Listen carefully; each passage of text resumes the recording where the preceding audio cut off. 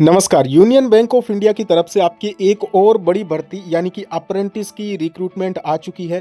Total number of post की बात करें तो 1865 और पीडब्ल्यूबीडी की स्पेशल आपकी 98 पोस्ट है। तो टोटल 1963 पोस्ट पे एक बम्पर भर्ती आ चुकी है। इस वीडियो में कंप्लीट बात करेंगे अप्रेंटिस होता क्या है, यूनियन बैंक ऑफ इंडिया में आपके क्या इसमें अप्रेंटिस काम करेगा, जॉब प्रोफाइल क्या होगी, सैलरी क्या रहने वाली है और सिलेक्शन कैसे होगा। सिलेबस को लेकर, कट ऑफ को लेकर, सिलेक्शन को लेकर, सब चीज़ों को लेकर बात करेंगे। और सबसे बड़ी बात, इसमें अप्रेंटिस करने के बाद में फायदे क्या मिलेंगे, इसको लेकर भी डिटेल में डिस्कस करेंगे।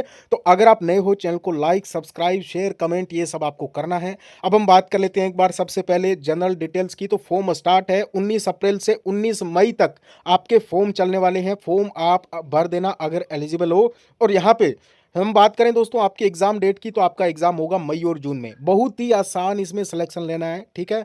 अगर हम यहाँ पे बात कर लेते हैं दोस्तों आपके नेक्स्ट, तो आप यहाँ पे देखोगे फॉर्म फीस जनरल ओबीसी और ईडब्ल्यू जनरल ओबीसी के लिए यहाँ पे जो फीस चार्ज की जाएगी वो 600 रुपये है और फीमेल्स के लिए 400 रुपये।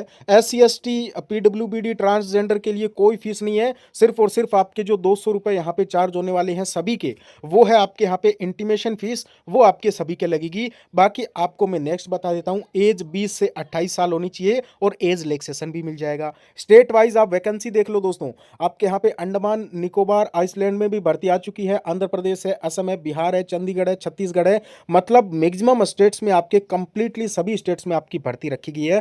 टोटल पोस्ट कहीं पे ज़्यादा है, कहीं पे कम है, वो आप यहाँ पे एक बार जो है चेक कर लें। नोटिफिकेशन जो है वो डला है दोस्तों टेलीग्राम पे। आपको एलिजिबिलिटी बताऊं तो आपके पास में ग्रेजुएशन होनी चाहिए, ग्रेजुएशन है, फॉर्म भर सकते हो। अब हम बात कर लेते हैं थोड़ा सा यहाँ पे सिलेक्शन प्रोसीजर को लेकर। तो देखिए, इसमें मेनली जो सिलेक्शन होने वाला है वो आपके होने वाला है दोस्तों, एक ऑनलाइन टेस्ट होगा, आपका एग्जाम कंडक्ट होगा, ठीक है। अब देखिए इसमें क्या है, पहला तो आपके फाइनेंशियल अवेयरनेस और जनरल अवेयरनेस, ठीक है, जिसके 20 क्वेश्चन 20 नंबर की, इंग्लिश आएगी 20 क्वेश्चन 20 नंबर, मैथ्स और रीजनिंग आएगा 20 क्वेश्चन 20 नंबर, कंप्यूटर आएगा 20 क्वेश्चन 20 नंबर। और पांचवा सब्जेक्ट सबसे इंपॉर्टेंट है, वो है यहाँ पे bank of India product and service, यानी बैंक ऑफ इंडिया के जो प्रोडक्ट्स हैं, क्या क्या सर्विस देता है वो। अब इसका डिटेल में सिलेबस इन्होंने दिया है कि आपके जो बैंक ऑफ इंडिया का जो सिलेबस इन्होंने दिया 5 नंबर पॉइंट का, उसमें क्या क्या आएगा, तो वो भी आप यहाँ पे देख सकते हो, ठीक है। हालांकि दोस्तों ये सब नया होगा, इसकी कट ऑफ वगैरह बहुत कम जाएगी, जिसको लेकर अभी हम बात करेंगे। उसके बाद में यहाँ पे आपके एक लोकल लैंग्वेज टेस्ट यानी प्रोफिशिएंसी टेस्ट भी होगा कि आपको वहाँ की लोकल लैंग्वेज आती है कि नहीं। मतलब आप जहाँ पे रहते हो वहाँ की लोकल लैंग्वेज आपको जो है वो आनी चाहिए। जैसे कि आंध्र प्रदेश की तेलुगु होनी चाहिए, असम में असमी आनी चाहिए, बिहार में हिंदी होनी चाहिए, ये आपको लैंग्वेज आनी चाहिए। बाकी इसमें नॉर्मल कुछ नहीं होगा लैंग्वेज प्रोफिशिएंसी टेस्ट में, बिल्कुल टेंशन ना लें। अब हम बात कर लेते हैं आपका ये अप्रेंटिस होता क्या है, काम क्या होता है, इन सब चीज़ों को लेकर। तो सबसे पहले बता दूं, अप्रेंटिस है दोस्तों ये बैंक ऑफ इंडिया का, जो कि 1 साल का रहने वाला है, ठीक है। इसमें सैलरी कितनी मिलेगी वो एक बार सबसे पहले बता दूं। तो देखिए, अगर आप रूरल एरिया में यानी ग्रामीण इलाकों में आपकी ड्यूटी लगती है तो 15,000 पर मंथ रहेगी। अर्बन एरिया में है तो 18,000 और मेट्रो सिटीज़ में आपकी है तो 20,000 आपके पर मंथ सैलरी रहेगी। अब एक बार थोड़ा सा बताना चाहता हूं, अप्रेंटिस होता क्या है, ट्रेनिंग कितनी होती है। तो ये ट्रेनिंग 1 साल की ट्रेनिंग इसमें आपकी रहने वाली है। थोड़ा सा अपन यहाँ पे अब हम बात कर लेते हैं फाइनली कि अप्रेंटिस क्या होता है, फायदा क्या होता है, जॉब प्रोफाइल क्या रहती है, सुविधाएं क्या मिलती है। तो देखिए, अप्रेंटिस होता है दोस्तों ऑन जॉब ट्रेनिंग, यानी कि इसमें आपको पैसा भी दिया जाएगा सरकार की तरफ से। बैंक ऑफ इंडिया सरकारी बैंक है और इसकी तरफ से आपको पैसा दिया जाएगा और बैंकिंग से रिलेटेड काम सिखाया जाएगा, आपको काम करना पड़ेगा, समझ गए ना।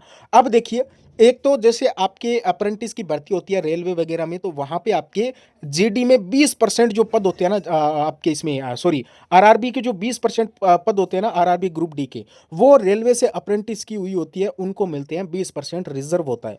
तो इसी टाइप से यहाँ पे आपको मैं आपके इसके फायदे बताना चाहूँ तो देखिए, जो भी प्राइवेट बैंक जितनी भी है, चाहे एक्सिस बैंक है, आईसीआईसीआई है और इसी के साथ में आपके जो एचडीएफसी है, बहुत सारी बैंक होती है, तो इन सब बैंकों में अगर आप ये ट्रेनिंग कर लेते हो तो वहाँ पे जॉब आपको इजीली मिल जाती है। दूसरा, बैंकिंग से रिलेटेड आपका जितना नॉलेज है कंप्लीटली आपके पास में होगा। अगर आप कोई बैंकिंग से रिलेटेड कोई इंटरव्यू वगैरह आपका होता है तो वहाँ पे भी आपको बेनिफिट मिलेगा।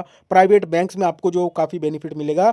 और अगर ऐसा भी हो सकता है कि यूनियन बैंक में अगर कोई भर्ती निकलती है एलडीसी वगैरह की, तो वहाँ पे आपका इसमें स्पेशल परसेंटेज बेस पे आपका इसमें 100% सिलेक्शन होगा, चाहे इसमें आपके कोई भी भर्ती निकले यूनियन बैंक ऑफ इंडिया में, यानी कि ग्रुप सी की कोई भी पोस्ट हो, ठीक है।